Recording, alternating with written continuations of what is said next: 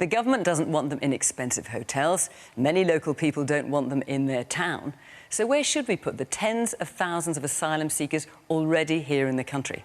Well, one proposed site is here, in the seaside town of Bexhill on the East Sussex coast, though many locals are against it.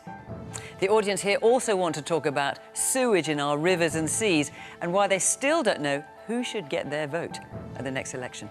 Welcome to Question Time.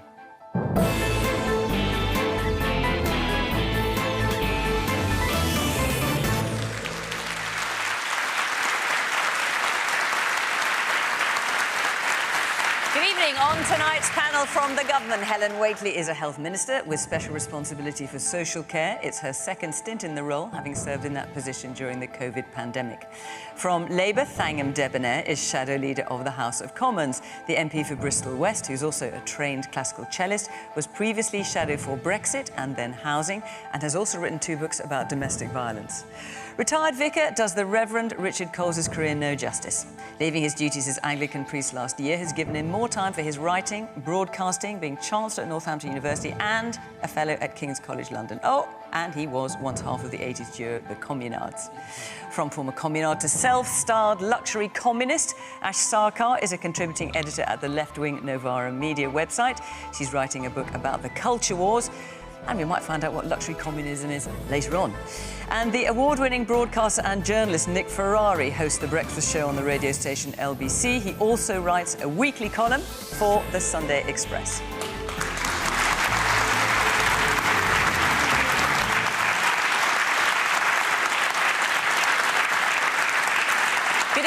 Welcome to our panel. Welcome to our audience here at Bexhill-on-Sea. You are, as always, on Question Time, a broad reflection of the electoral map of the country. And, of course, welcome to you at home. As ever, we're on social media and we are also on a podcast on BBC Sounds after the programme. So, let's take our first question, shall we? Which is from Robin Harris. Is the Archbishop of Canterbury right when he says the illegal migration bill is morally unacceptable and politically impractical? Well, given that you're referring to the Archbishop of Canterbury there, Robin, I thought I might come to you, Richard, first, as a former man of the cloth. Well, this is a line that falls infrequently from my lips, but I agree with the Archbishop of Canterbury, as a matter of fact. I think the bill is politically unworkable. I think it is legally doubtful, and I think it is morally indefensible. I think it's morally indefensible because I think it effectively cuts off routes for asylum seekers, genuine asylum seekers, to find asylum in this country.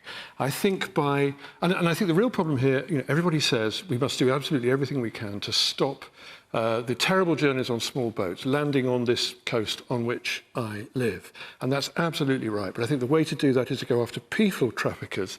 And it's not to penalise the people who are seeking to escape from unimaginably tough circumstances in all sorts of places around the world to come here. Now, if there were safe and legal routes for them to do that adequately, that would be fine. But there simply aren't. And to make them, if they arrive illegally, therefore inadmissible as asylum claimants seems to me to be the morally indefensible part of it. We owe them that. I think it demeans us if we don't offer that. And also, it's legally very dodgy. It seems to me to be not consistent with our commitment under the European Convention on Human Rights. So I'm with Justin Welby, I think, on this one. OK.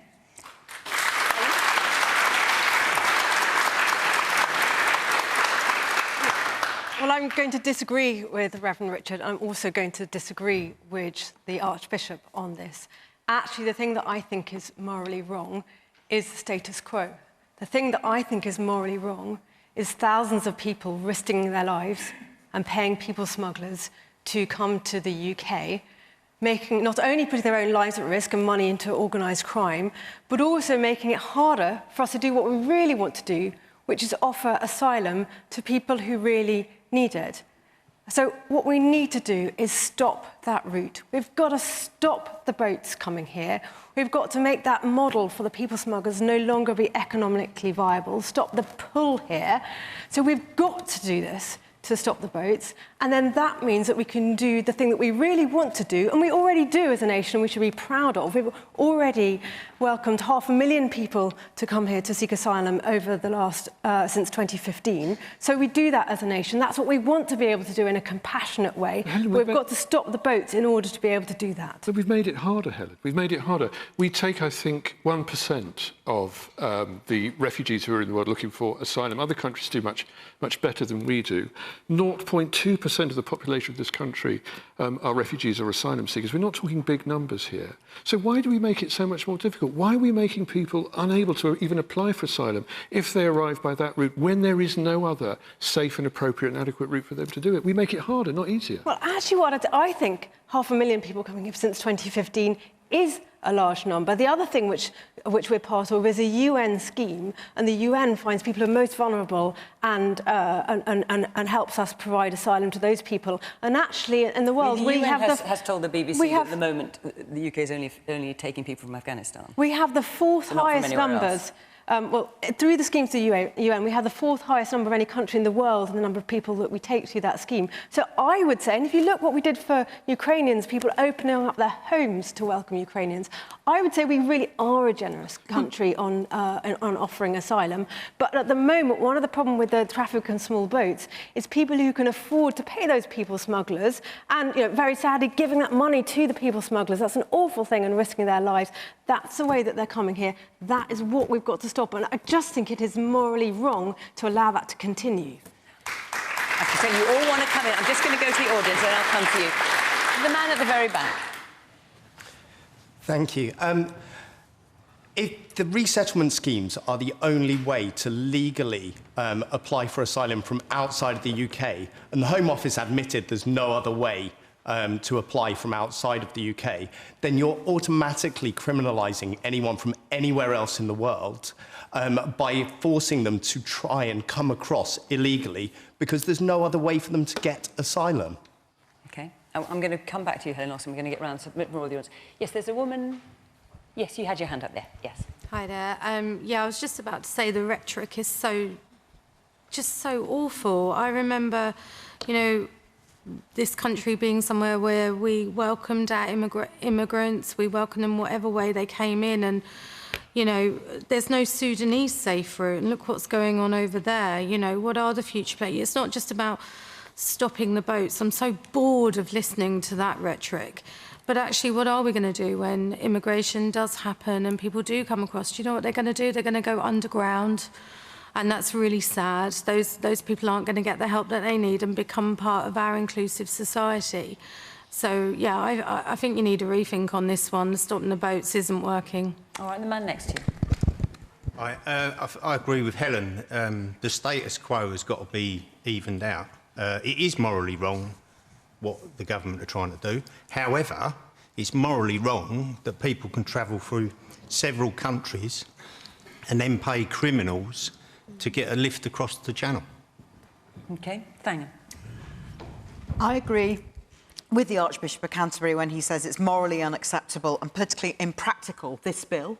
And I also agree that it is completely dangerous and wrong for people to be forced and feel forced to put themselves in the hands of very dangerous routes and criminal gangs who are exploiting them and a system that isn't working. What is also unacceptable is the massive backlog of asylum claims that there is in this country. When I first became an MP in 2015, I used to be able to tell people who came to this country to seek asylum that I would be able to get an answer from the Home Office within 24 hours as to where in the process they were, and that they would get a decision within 6 months.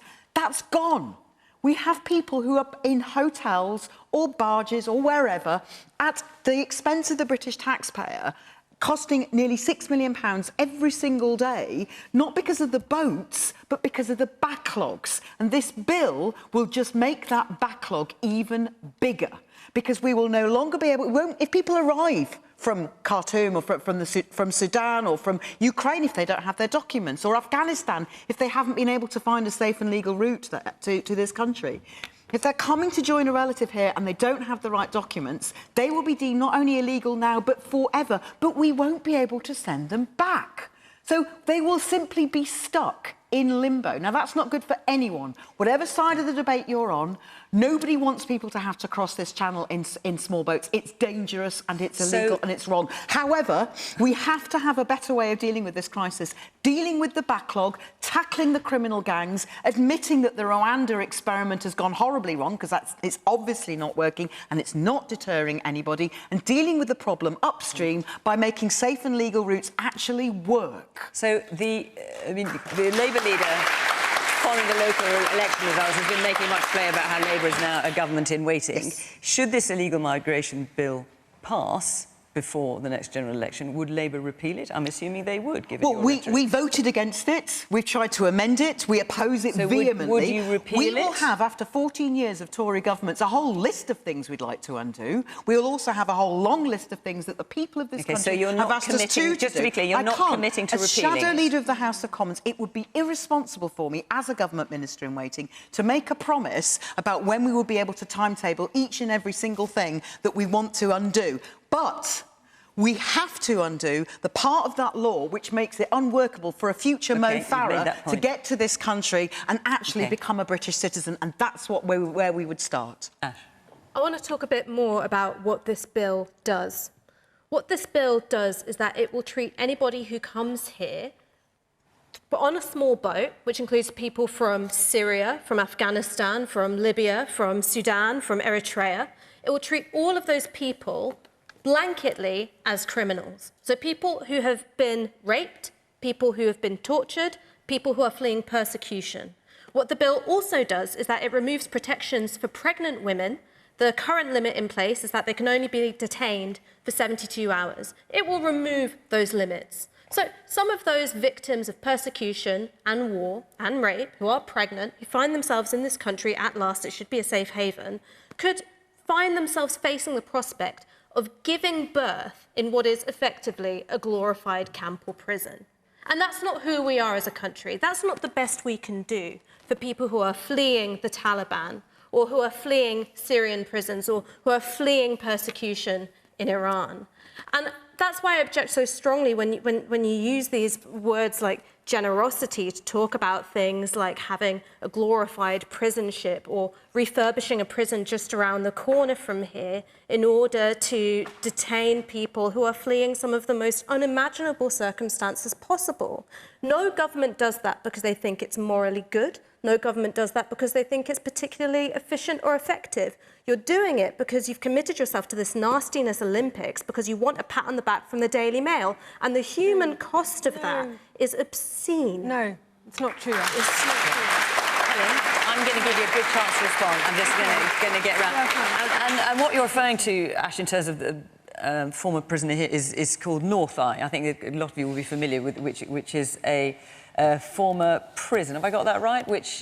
The intention is it will house up to 1,200 men. And there's been a considerable degree of local protest, some support, but local protest against it. Nick. Right, Robin's initial question was about the Archbishop of Canterbury. I'm a huge admirer of the Archbishop of Canterbury, but on this one he's actually got it wrong. He also talks about how it would tarnish the reputation of the United Kingdom. Respectfully, I think we still have a reputation of which we can be very proud. Over the last 20 years, we have quite rightly welcomed 7 million people to this country.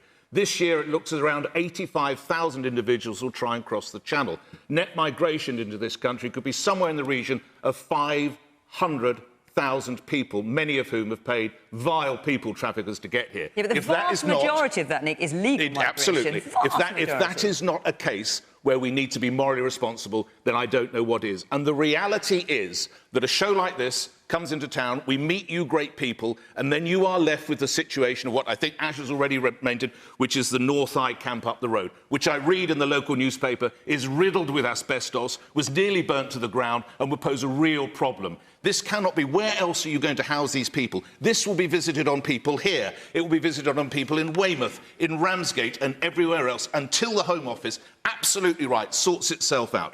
If you go to France, your application is processed average 6 months. Yep. If you go to Italy, your application is processed roughly 8 months. If you come to the United Kingdom, it's 18 months, and that is what the government has to stop, because that's what will address the numbers. I'm going to get some more from the audience, and then I'll come to you, Helen. Now, where's some... Yes, there's a man with his hand up there in a sort of grey-green top. I can't really see very clear. Yes, with the glasses. The bit I don't understand is that you're pledged to stop the boats. How do your proposals actually stop boats leaving French beaches? How do you stop that? OK, we'll come to you. And yes, a man further back with the glasses there. Yes. This is going to be another failed project, basically, because it's not targeting the source of the problem. It's targeting the victims. It's going to fail, and things will continue. I agree that there needs to be collaboration with other partners, European partners, to deal and through morally acceptable ways, sort the problem, and help others to come here, those who are fleeing persecutions in other countries. OK, the woman over there at the back. Yes, you've got a microphone hanging over you there, yes. This government is demonising people. Asylum seekers, refugees, migrants, they are fleeing persecution, they're fleeing war. All they want is the same as the rest of us. They want to be able to live their lives safely, bring up their families, and the government is using them as a smokescreen to distract people from the real problems in this country. I've been to a lot of the countries that migrants are fleeing from. I've been to places like Syria and Iran, and I've talked to people. They are just ordinary, decent people like us. One of my strongest memories from Syria is when I went before the Civil War, and we went on a family holiday. My daughter at the time was about 2 years old. And I remember sitting outside a shop, drinking tea with the shop owner, and he had a little girl the same age. And the two of them, they couldn't speak a word of each other's languages, and they were sharing a colouring book, and they were looking at each other. And he looked at me and my partner and said, "Look at them. I wish politicians could see this." And he was a dad. He wanted his little girl to grow up and have a safe life. It's all that all of us want. Now, see, it's interesting hearing your views. I mean, most of the views, I mean, I've picked you at random, obviously, who've got your hand up, are very much against what the government is proposing. But I know, from obviously doing a bit of research about the local area, plus there's a bit of a protest that went on outside earlier, that there's a fair degree of opposition to the idea of housing asylum seekers here. I'd be interested to hear from anyone who's got something to say about that. Just in the interest of balance here. Yes, you at the back, you're putting your hands up. Yes, the woman there. I live on the North High Estate, 4 doors away from the gates. And for us residents, it is a big concern because we will have 1,200 men, only men, roaming around the estate and further into Little Common and Bexhill until 11 p.m. at night. We have very young, well, the youngest child is a baby. We have toddlers, we have primary school children, secondary school children, young girls, young boys on the estate. And we are very concerned about their safety. Further down the road, we have 5 care homes. And like I said, we will just be constantly worried what will happen to our children. All right, and the man next to you. Yeah, so I'm a foster carer who also lives next to Bridget. And how am I supposed to explain to the local authority that I'm safe to keep a child with me with 1,200 random, strange foreign men living opposite me? Exactly right. Helen, let's come back to you, because there's been a lot of... there's been some support for your policy, a lot of criticism, and then there's this big local issue, which is an issue here, this North Eye prison, but obviously we know that there are suggestions for ex-army bases and what have you around other areas. I mean, 3 local Tory areas and 3 local MPs there are saying, thank you, I don't want it. I mean, I think you know, some of the conversation we've had this evening really encapsulates the whole problem of wanting to be able to welcome individuals here seeking asylum, seeking a safe place to live because they've come from somewhere where it's extremely dangerous, and a great contribution that they will then make to our society and communities. But then here on the doorstep, I absolutely know about the unhappiness about the prospect of the North Eye camp to house asylum seekers as we try and move people out of hotels into more suitable accommodation, because as Thangam mentioned, we know how expensive hotel accommodation is, and so we know that people continuing to live in hotels isn't the right thing to do. Very expensive. Also preventing local towns, for instance, using their hotels for tourism or for the local economy. So something has to change. I know for residents here, and I spoke to Hugh Merriman, your Member of Parliament, about this earlier today. I know he's a very strong voice for you in government, I assure you. On that. Hang on a minute. You might have lost the room there, I think, OK, can I just say, because I'm like a broken record, I say that almost every week, but the question I'm orders reflects the broad electoral map of the country. We're in England, so more people in this audience voted Conservative at the last election than for any other single party. So the fact that you're getting that loud ripple of laughter there is not a reflection that this is full of Labour supporters, not at all. Yeah. I just wonder what you make of that. Well, I know it's how strongly people feel about not wanting to have asylum seekers accommodated on the edge of the town. And I know that, but we also know, as Thangam, as you said yourself, and give me a moment, because there were a lot of points I think it makes sense for me to pick up, that we do have to find somewhere else for asylum seekers. You can process them, Helen. We have the same, a similar problem is happening in other countries in Europe, where the numbers have gone up. Where asylum seekers are being accommodated in hotels. I will come to the processing point in just a moment. Right. So, Ash, you talked about the dangers for people in the countries they're fleeing from. Do you have to remember that most people coming here in small boats are coming from France? Now, I don't know about you, I have been to the camp in Calais and spoken to people who are planning to come here. And I spoke to them about why they were coming here and why weren't they, for instance, applying for asylum in France. Some of them didn't want to because they didn't reckon they would get asylum and they wanted to come here. Some just really, really wanted to come to the UK. But they are coming from a safe country. And if they have a claim for asylum, they could make that claim there. It's really useful. I just want to... Let Helen out, just because there's a lot of things that came up. OK, to the question about safe routes, well, there are 3 ways that you can come to the UK at the moment through safe routes. We have our settlement schemes, for instance, that we've for people coming from Afghanistan, from Hong Kong, for instance. Of course, we had the fantastic Ukrainian scheme. There's family reunion scheme, and there's a UN scheme that I mentioned a moment ago. Then to point about processing. Yes, it's really, really important. Yes, we have too many people. We have built up too large a backlog because we haven't managed to expand the capacity in the Home Office process at the same rate that people have come over here in small boats. Action is being taken on that. For instance, we've doubled the number of decision makers in the Home Office who can process these applications. We're improving the process if people are coming from a country where they're very likely to get asylum. For instance, they have a faster track process. And we've taken action, for instance, very specifically on people coming from Albania, which is a safe country. We've reached a deal with the Albanian government to support people quickly back to Albania, which I think picks up the final thing I really want to say about, will this work? Will it make a difference? Can we stop the boats? Well, I mean, not this side of the election, because the Prime Minister's already said that. Well, overall, in the approach that we're taking to stop the boats, including, and I know it's very controversial, that the plan to deport people to Rwanda for their asylum claims to be processed there. Well, what we've seen with Albania is around a third of the people coming here in small boats were coming from Albania.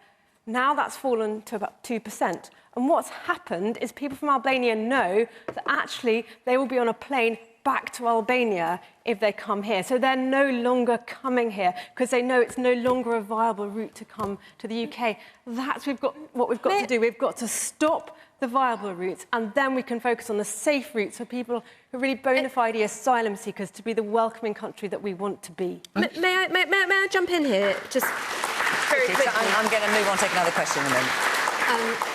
So, one, on the issue of why don't they stay in France? Well, actually, most asylum seekers do stay in other countries, like France, like Germany, like Italy. And the ones that want to come here, very often it's because they've got family or friends here. Very often it's because they already speak the language.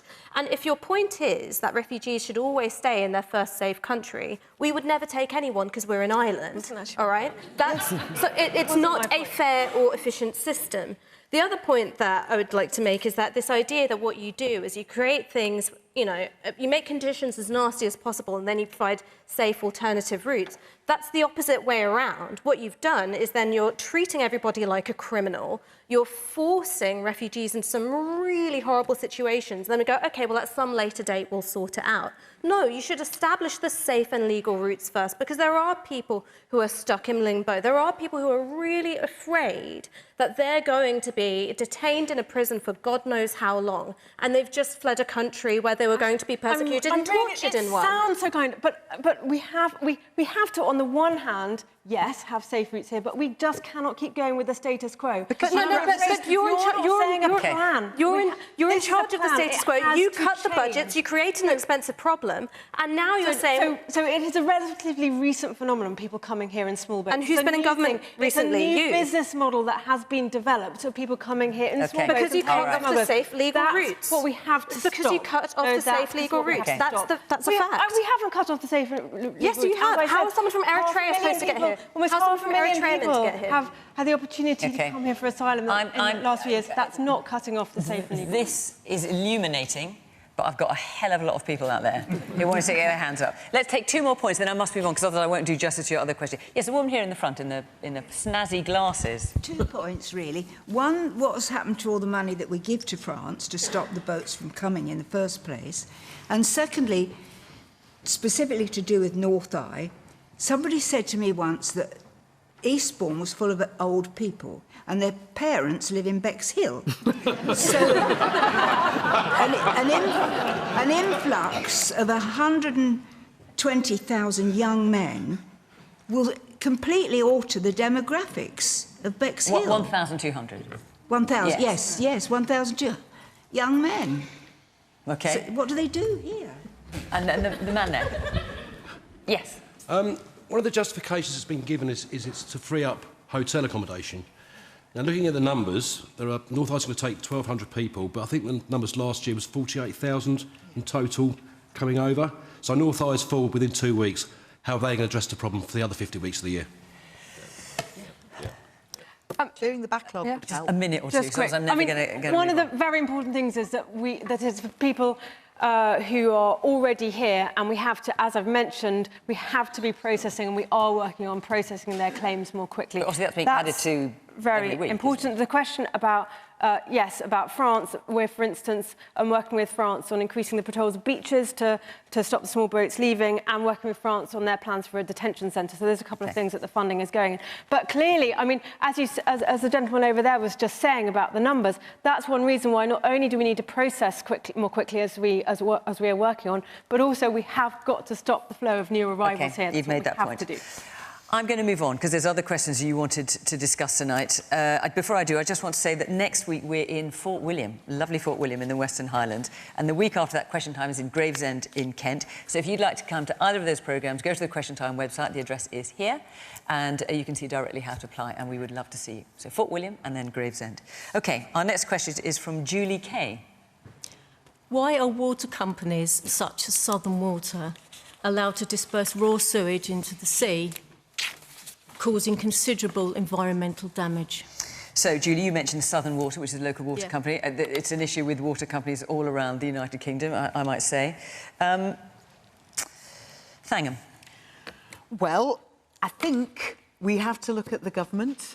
They have been in power for 13 years. This is not a new problem. They've had plenty of opportunities to change the way that they treat the water companies, the legislation and the regulations that surround them. So what would Labour do? Let's hear, because it's a given, in a way, that you're going to be very critical of the government, and that's entirely fair enough. That's your position. We came up with a set of proposals. What are your proposals? We have a bill which we put before Parliament only a few weeks ago, and the government decided that they weren't having any of it. They basically gutted it in the motion, and then voted for their gutted version of our bill. So what we want to do is we want to make sure that chief executives are accountable, that they are properly held to account, and that there are strict rules. Well, you can have a system whereby they can be held legally accountable, and that it can be part of how they are financially treated.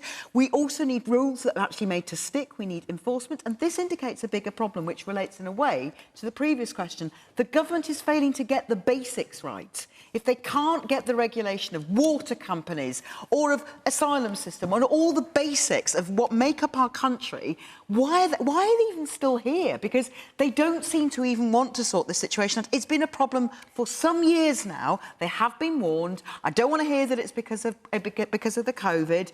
This has been around for a while now. And water companies have been allowed, as the companies have been structured in the way that they have, they've been allowed to get away with it for too long, and it's about time the government took charge of this situation. They could pick up our bill tomorrow if they want to, and they've chosen not to. You say pick up the bill.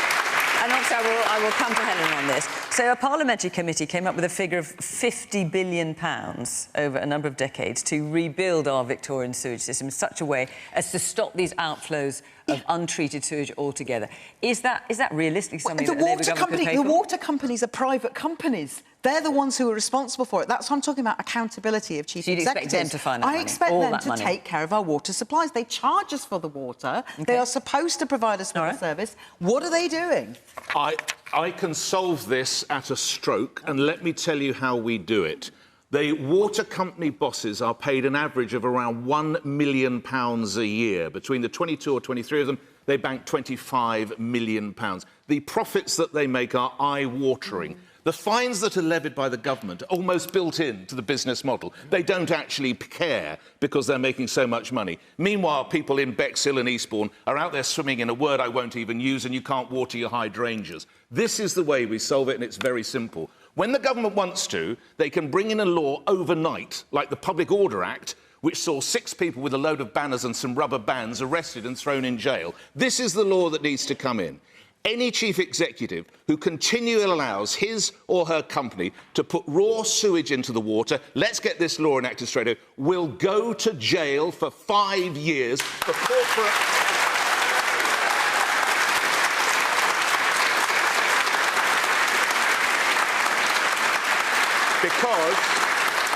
Because, and one of my sons suffered from this, you can get Weil's disease, fortunately he lived, which is a killer, and they are playing with people's lives by putting sewage in the water, put them behind bars, it'll be solved overnight. OK. Well, let's just get a sense of what we're talking about. I just want to show you a picture. It may be known to quite a few of you. This is a picture of Newquay in Cornwall in 2021, and we'll just see that there, and it gives you some idea of what sewage going into the sea looks like. And of course here at Bexhill, as you know, I don't need to tell you this, the beach was shut for a number of days last summer, 2 consecutive days in August. You couldn't go in the sea because there was an outflow of sewage. Let's hear from some of you. The woman here yes, you in the orange, yes. Hi, I live in Eastbourne and our water has recently been downgraded from outstanding to sufficient. This is going to impact our health and also, very importantly, our tourism. Our Conservative MP has recently suggested that it is to do with inefficient rogue plumbers and builders not connecting pipes correctly. Well, I've not heard that before. The man in the check shirt with the glasses on, right in the middle of the audience, yes. Hang on, let's wait to get a microphone to you. There you go, now we can hear you. Basically, since the water companies have been privatised, it's got worse, hasn't it? Let's be completely honest. Yeah. They don't fix the leaks. They don't, fix the sewage. Why don't any of the political parties talk about nationalising these utilities? Yes, young man there in the blue hoodie. How do you think it reflects on our nation that, because I can remember this from a year or two ago, that about a week before we hosted the COP conference up in Scotland, the government voted to continue pumping sewage into the sea? Right. Helen, what about Nick's idea? Bung him in jail. That's what he's saying. Yeah. Got some votes there. You've just reclaimed Bexhill. You don't have to say thank you, Helen, don't worry. Usually these things just aren't as simple as that. Well, it was the Public Order Act. And usually, when something gets discussed in politics, it's because it's hard to fix. I mean, this is what the Environment Secretary... Hang on, this is what the Environment Secretary said.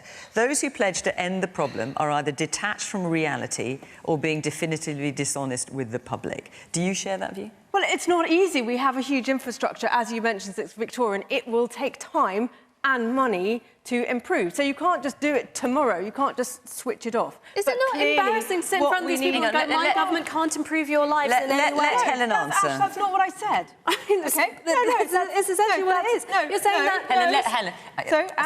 let Helen answer, and of course I will come to you. I think there's no question we're in agreement. The government's view is water companies need to clean up their act, and we are making them. We are doing things that no other government has ever done before on this, the action that we're taking. Some campaigns are calling it a toothless why we know plan. about this, nobody talks about this, we know about it, is because my government started monitoring the outflows from sewage companies. Oh, well, that makes it all right. But before nobody knew. It's just not true. Before nobody knew. People did when they saw it on their beaches, Helen. Okay, so we when they saw it on their beaches, we had the European Union regulations. What is going on? So monitoring and knowing the scale of the problem is important, and we're taking action. We have been taking action. In fact, already since 2015, £141 million worth of fines have been paid by the water companies. So they are already being penalised for when there is pollution in the outflow. Yeah. We have introduced tougher fines already, building on that in legislation. We are making the water companies invest to fix this problem. Over the next 25 years, they're going to be investing the order of £56 billion to upgrade the water infrastructure. Does the government have a view? And money. We are determined to get them to fix it. We are taking really tough action, but it does take time. And does the government have a view, when you say it will take time, when that might be? Well, I just said, I mean, over the next 25 years, 56 billion years. Well, it will improve, but they can't wait 25 years to go for a swim. She wants to go in tomorrow. What's happened to this young lady? The number I said was £56 billion over that period. It cannot be done simply overnight, as that. These problems are hard to fix. All right. The woman here in the glasses. Hiya. I was just wondering, does it not seem to be, with all of these issues, a little bit of the case that the Conservatives aren't investing in anything and are actually investing in themselves? As a party, you're really benefiting financially, but nothing else is. Did we hear the figure about 50 billion quid required in investment? Well, since privatisation, the water companies have raised 50 billion quid in debt. And where's that gone to? It's not gone on infrastructure. It's gone on maximising shareholder and stakeholder return. Yep. 600 million quid between 2013 and 2017. And I think Nick's right. I think the penalties, the cost of those, but £90 million fine last year for Southern Water, I think that's priced into their thinking. And that it's not seems to be about as likely as imagining that Piers Morgan didn't know that phone hacking was happening at Mirror Group newspapers. Do I have to say something? I have to say that he says he didn't know about phone hacking. Oh, a pig just flew overhead. Well, I'm just saying I have to say that, obviously. Can I just say, I live near between Eastbourne and Seaford, and I moved here because it's a very, very beautiful part of the world to live in, and we're extremely fortunate to live here. But I would not swim in the sea, and I would not go and paddle in the stream that runs through my village. And it's a disgrace, and it's symptomatic of something greater. Privatised companies, and I think a privatised company that performs well, that delivers to customers, that does so with value for money, that's fine by me. I'm not ideological about it. But all the time they seem to be, our infrastructure is decaying, our roads are undrivable, our trains don't work, our rivers are filthy, our seas are filthy. We need to rethink the way we fund this stuff. OK, let's hear a bit more from the audience. There's a lot of hands up. There's a man there in the glasses. Yes, you, sir. Yes, you. Right, yes, well, I live here in Bexhill, and I go out fishing with the Hastings Angling Association. 2 miles out to sea from the beach here, there's an outflow from the pipe, which is raw sewage. Every time we go there, it's pumping it out.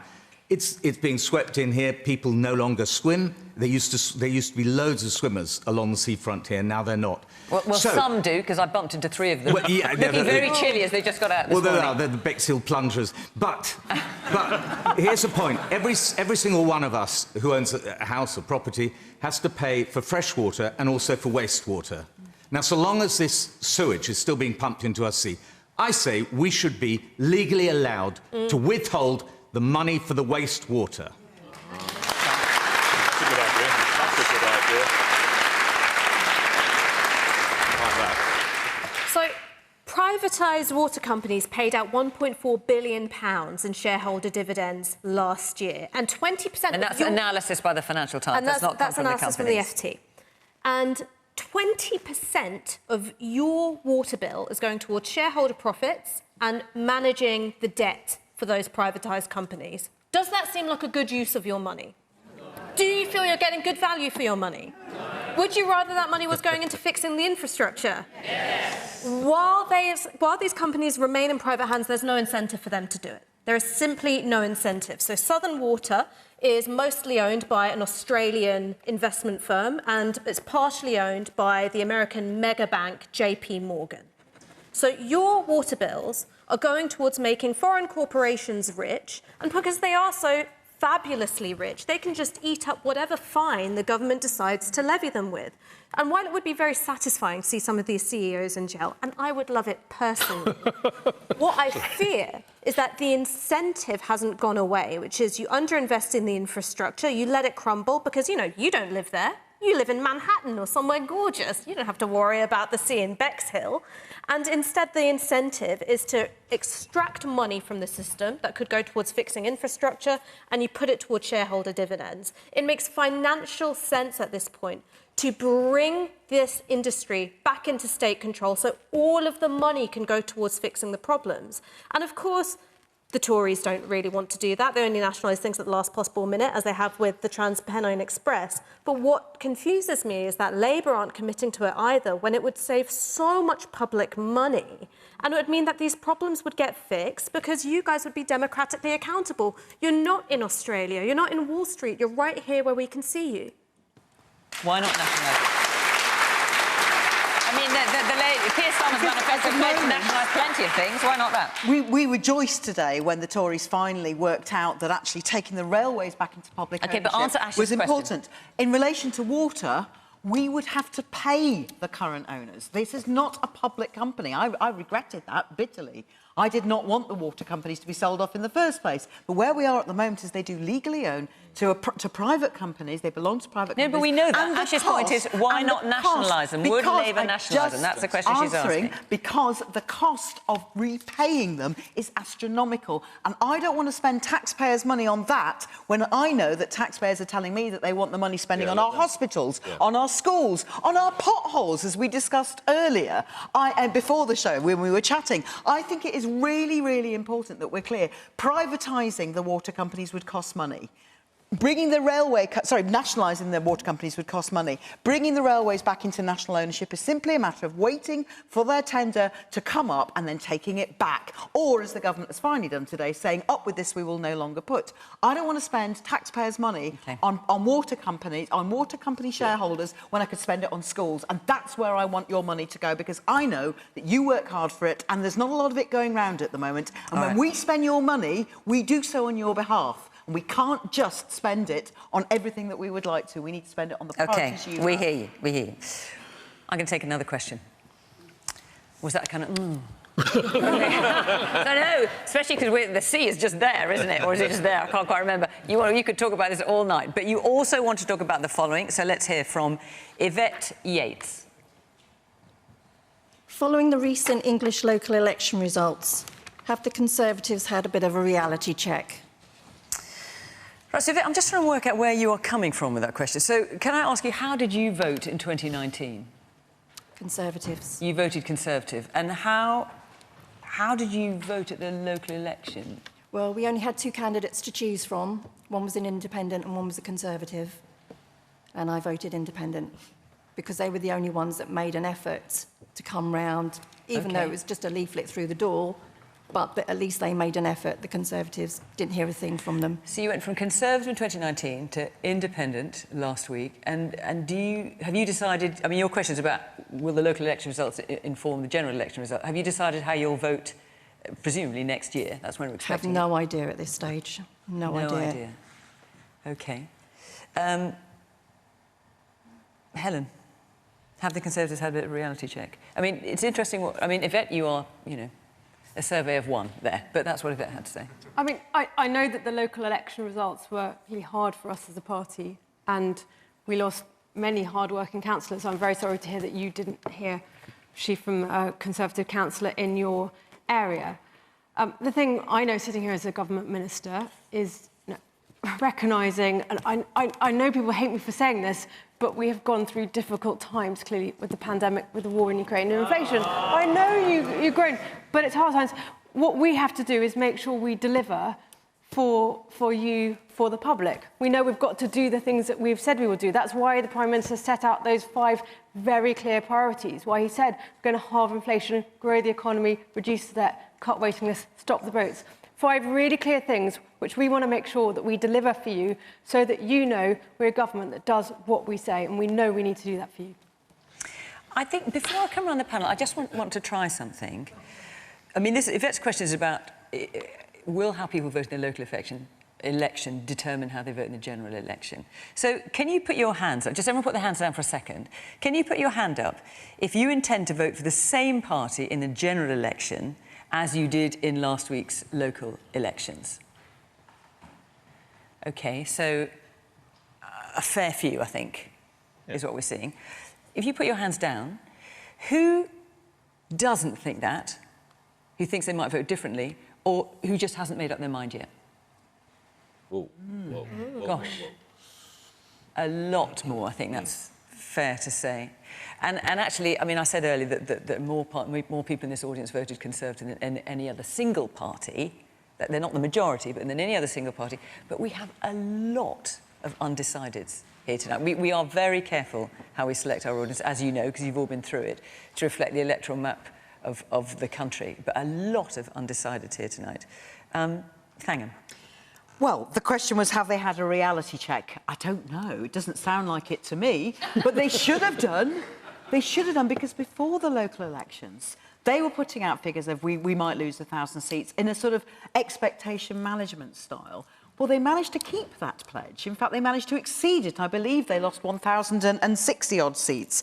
Now, that's from a very low watermark of the elections of the same seats in 2019, which were so bad for them then that the then Prime Minister, Theresa May, first of all had to apologise. Went on to win, and then the Conservatives, of course, went on to win the election. The Prime Minister then had to apologise and then resign. So they lost a lot of seats then. They've now lost 1,000 more. But they did win the election after that. And they've now lost 1,000 more.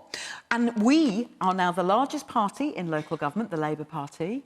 We know that we have to work hard to earn the trust of voters. But what I heard as I went up and down the country over the last few weeks was people talking about the things that matter to them being the cost of living crisis, being crime on their streets and not feeling safe to go out, feeling like they couldn't afford to get on the housing ladder, especially for young people, feeling they couldn't afford their rent. 700,000 people last month couldn't afford to pay their rent or mortgage.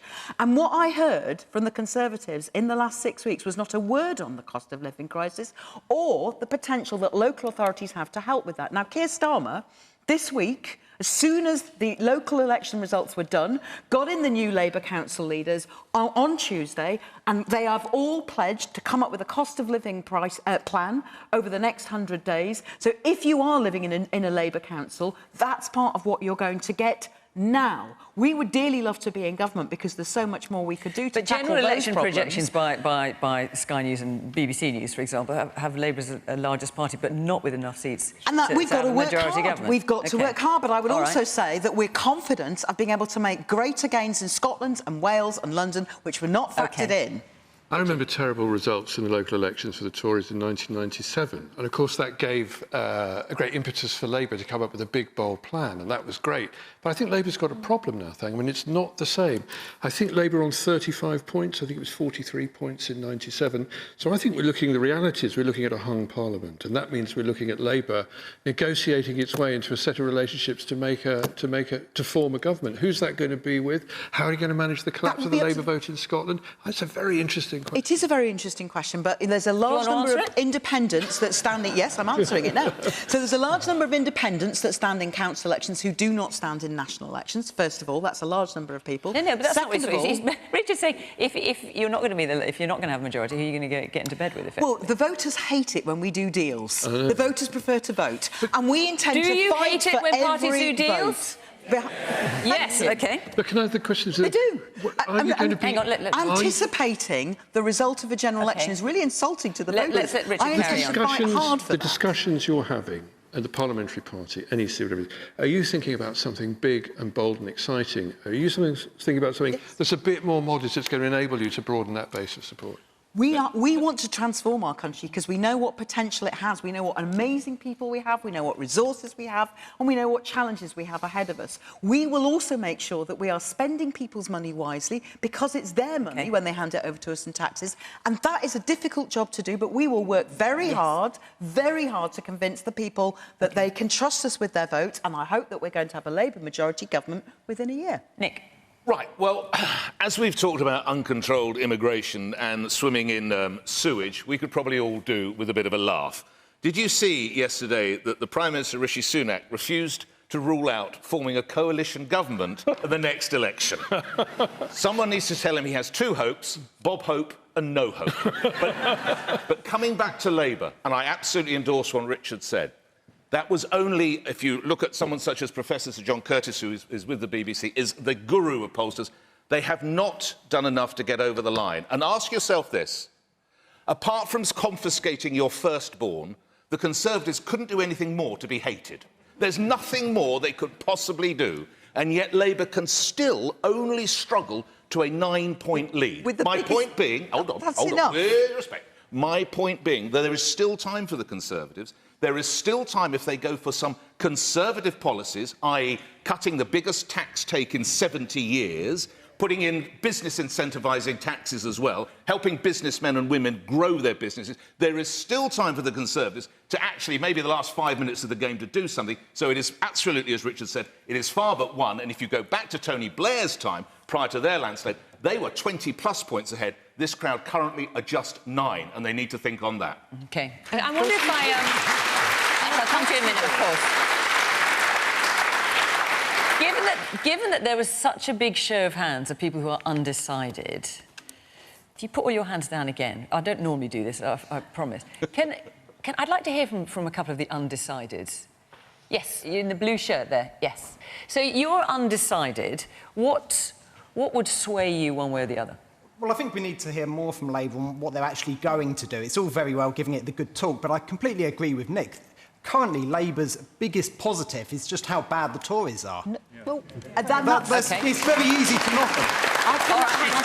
I've given you loads of time to talk, forgive me. I want to hear some more from... Yeah, but I need to hear some more from the audience as well. That's why they've all come. Yes, you there. I'm only undecided in the aspect of which one is most likely to depose the Conservative MP, because at the moment I don't see them... They haven't seemed to had that reality check. They still, with respect to what you were saying about your 5 points, to me, you're still the party that looks after their own, with the people with the pigs in the trough, like with PPE and all that. I will vote for whoever I think will get you out, whether they're Lib Dem or Labour. OK, so you'll vote tactically. Or Green, even. And there's someone at the very back. I can see a hand at the very back, but I can't... No, further back. I'll come to you in a minute. Yes, I can't see who's raised it, though. Oh, hang on. OK, and then I'll come to the woman at the back. Yes, let's hear from you who's undecided with the glasses on. I'm undecided because whatever the parties say, we can't believe it because they cannot sort things in 5 years. We've talked about the water, we've talked about transport, we've talked about immigration. It's long term. We need the parties working together. OK, and the person behind you, yes. Yeah, I kind of agree with what most people have said, to be honest. I don't hear any of you from Labour or Conservative kind of talking a truth about now. It's all good and fine giving us what you'll do in 10 years, what you'll do in 20 years, but right now in Bexhill, we've got real issues with stores closing down, rent is up, people can't afford to buy houses, and then you've got people moving in from London, making house prices go up. So what are you guys going to do for us now so that I, as an undecided voter, can be like, yeah, I'm going to vote Tory, or yeah, I'm going to vote Labour? OK, and then the man there in the glass, you had your hand up. Yes, you. I just am really concerned, really, as it's kind of a vote for ABT, anyone but Tory. I don't think that there's actually a consensus as to go for Labour, and it's almost a complete open goal for the Labour general election. It's an open goal. How can they miss it? But I kind of am worried about the fact that they might, because I don't understand their policies yet. OK, and the man over there with the glasses. It's kind of a bit of a strange kind of thing, because we're all talking about voting tactically and getting rid of parties that we don't want, not necessarily who we want. I think that it's now time to have a real serious discussion about proportional representation and voting for a party you actually want. At the last general election, it took, on average, 38,000 votes to elect a Tory and 51,000 to elect a Labour candidate. That is not fair. That's not true democracy. It's not one vote is equal to another. OK. Ash? So, I mean, what do you think of what you're hearing? I mean, I think that this reflects something which I've been thinking for quite a while, which is that neither major party seems to be living in the real world when it comes to the scale of the crises that people are facing, particularly if you want to look at the matter of housing. So if you're a renter, there are cities in this country, London, Glasgow, Manchester, Birmingham, Bristol, where rent is going up above the rate of inflation, the average rent for a new let. Is anybody proposing anything to protect renters from above inflation rent increases? No, because you guys are saying that you're not going to do rent caps, and people can't wait for you to build the council housing because they need to be protected from rents now. When it comes to interest rates, if you are one of those miraculous under 40s who's managed to get on the housing ladder, you're now paying through the eyeballs because those rates are being gouged. And nobody is turning around and saying, hey, you know what, we're going to deal with the fact that the Bank of England only has one tool to deal with inflation, and it's punishing workers, it's trying to drive down wages, whereas actually the reason why the cost of things is going up is not because of wages, it's because of things like food and energy. I don't hear Labour saying that, I certainly don't hear the Tories saying that. And when it comes to the trustworthiness of politicians, I think people are sick of being lied to, they're sick of promises being made and not being kept. And unfortunately, rather than having a Labour leader with integrity saying, this is what I'm going to do, this is how I'm going to do it, and you can count on my word, he's abandoning every pledge he's ever made. And it's very rarely a good sign with a politician that they started breaking their promises before they even get into power. OK. All right. Listen. I'm going to lighten the mood just for the last 2.5 minutes or whatever it is we've got for the end of the programme. Nick's going, good Lord. I'm going to ask you first. Oh, no. Right. Steve Nightingale. What an appropriate name, actually, as well. Steve. Hi. Yeah, the UK's Eurovision entry is called I Wrote a Song. What song title would best capture how the country feels at present? Right, you're all going to have a few seconds to rack your brains. Nick, go on. Swimming in the sewage. OK, I haven't heard that song, I don't know about you. Of course, the songmeister here, Richard. I'm looking at the Smiths. Heaven knows I'm miserable now.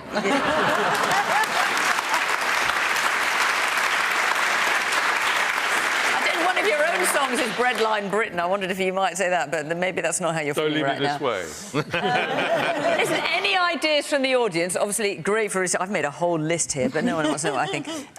Ash? How am I supposed to follow that? I know. I was just going to say, if you're going from, I've written a song, mine would be I've taken up drinking. Yes, you in there in the glasses, what would you say? Boris started the fire. Boris started the fire. Yes, woman there in the middle, so I'm asking you to move very fast. Yes? Help. Thangam? Well, if we come into an election, for me, it's got to be the Bucks Fizz winning track, Making Your Mind Up. For me, times are tough, but the future is better. Man there with the beard at the back of the glasses. Living on a thin line. Living on a thin line. Yes, man there in the colourful shirt. Ghost Town by the Specials. Ghost Town by the Specials. The guy just behind you, yeah? Always look on the bright side of life. Yes. So what did I have? I had always look on the bright side of life. I Will Survive.